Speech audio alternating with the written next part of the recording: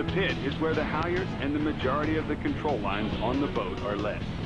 The person in the pit is responsible for adjusting the halyards, spinnaker pole settings, and some sail settings, as well as organizing the boat's interior and retrieving and stowing sail.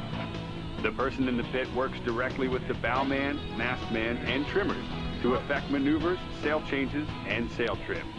Working the pit requires fast hands and well-coordinated thinking. Being a lightweight and understanding sail trim and the bow helps too. The pit must be well organized before going racing. Stow the heaviest items as low as possible, ideally above the keel. Place the sails on the floorboards in order of their intended use. And store important items such as spare sheets close to the companionway for easy retrieval. It's also important to check that all spinnakers are race packed.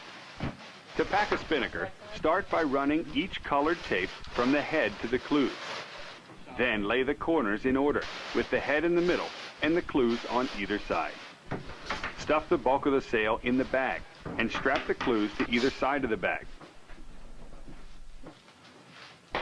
Then stuff the rest of the sail in the bag and strap the head to the center. Close the bag and it's ready to go.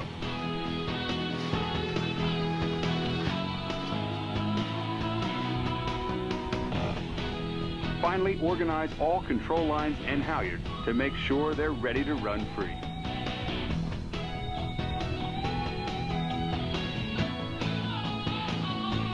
In the pre-start, the pit person is in the best position to call the time to the start. 9, 8, 7, Be sure to speak loud, 5, clear, 4, and constant. 3, 2, You can also assist the trimmers by helping to keep the cockpit lines clear.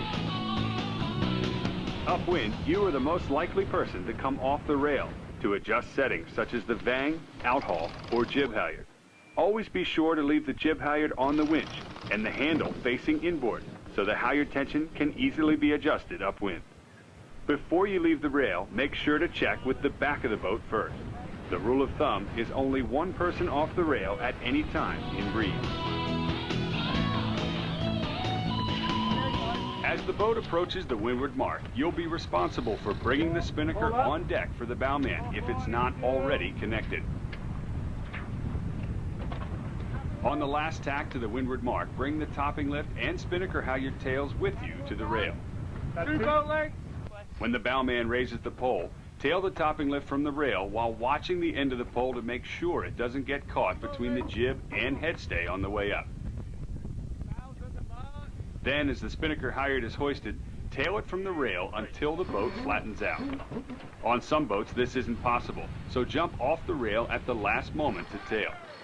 Make sure you have elbow room in the pit and keep up with the mastman so the halyard doesn't jam at the turning block. Jib halyard! In heavy air, the final part of the hoist may have to be winched. Once the kite is up, immediately drop the jib halyard. Sometimes a floater can do this if you're still working on the spinnaker halyard. Next, ease the upwind main settings such as outhaul, Cunningham, and vang to their downwind mark. Jib halyard on! Bring the rig forward! Some boats will also require that the rig be wound forward after the bowman has secured the end of the halyard to the bow. Finally, flake the entire spinnaker halyard from the working end to the tail, making sure it's ready to run free at the drop. In a tack set, the spinnaker is usually hoisted before the pole, with the spinnaker being free-flown and the pole hoisted afterwards. The important thing you need to know is what the call is ahead of time.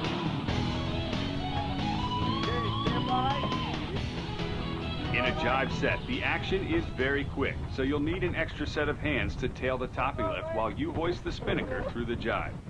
If you're on your own, raise the topping lift as soon as you finish hoisting the spinnaker. Then drop the jib and flake the spinnaker halyard. Hold the guy.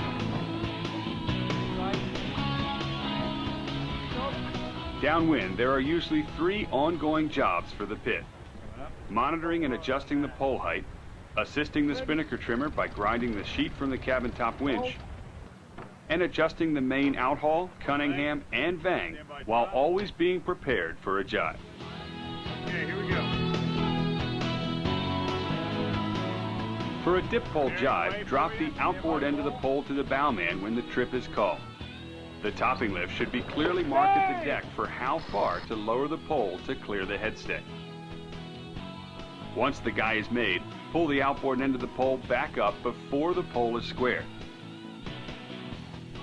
In light air, the pole should be lower coming out of the jibe than going in. Okay, jibing. In an end-for-end jibe, the pole height needs to be low enough for the bowman to handle it. And if your boat has them, ease the old twing and pull on the new one as the boat jibes. Then raise the pole again if necessary. For a windward drop, raise the jib, then lower the pole. Watch to see that the bowman has the pole secured and is ready for the drop. Once it's called for, blow the spinnaker halyard fast enough to collapse the entire sail. This is usually 2/3 of the way down. Then momentarily stop the halyard to see that the foredeck crew has it under control. Finally, lower the rest of it to them and hit the rail.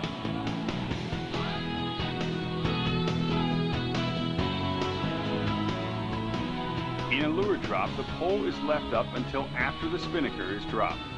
When releasing the spinnaker, it's important to get the whole sail collapsed by blowing at least 2/3 of the halyard at once. The sail will float out over the water on an air cushion, allowing the foredeck crew to get control of it. Then release the rest of the halyards and lower the topping lift to the bowman when he's ready for it.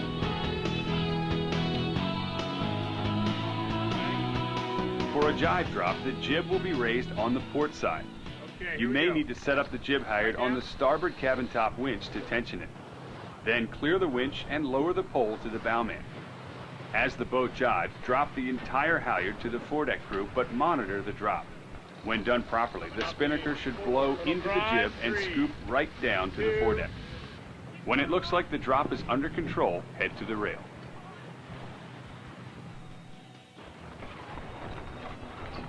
The pit is a complicated area to maintain.